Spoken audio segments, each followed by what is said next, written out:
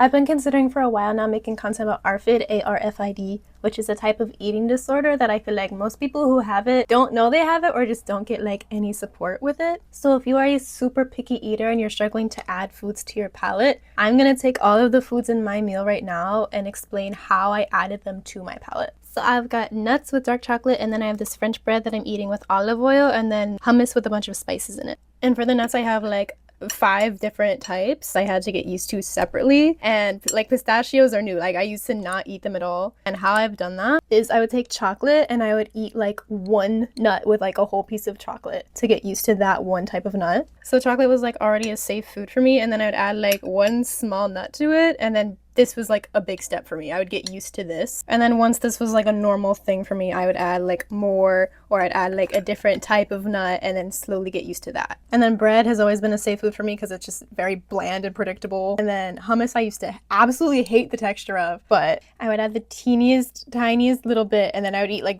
half of this thing. Most of the bite was just no hummus. And then through doing that, I can add like literally as much as I want. Spices are pretty easy for me to get used to, but if they're not for you, then just pick one, add a little bit, and then slowly build over time. I'm like fully used to it. I eat it like every day now, and then I add like olive oil on top, but I had to get used to olive oil through cooking first. I could not just eat it straight up like this. But yeah, the overarching concept is to take something that you already really like and are completely used to, add a tiny bit of something that you aren't used to yet, and then slowly over time you can add more. It's very gradual, but eventually you'll just be able to eat it and it'll be part of your palate. So yes, if you struggle with not having very many different foods that you can eat, let me know if this helped you. I can absolutely do it with more different types of food.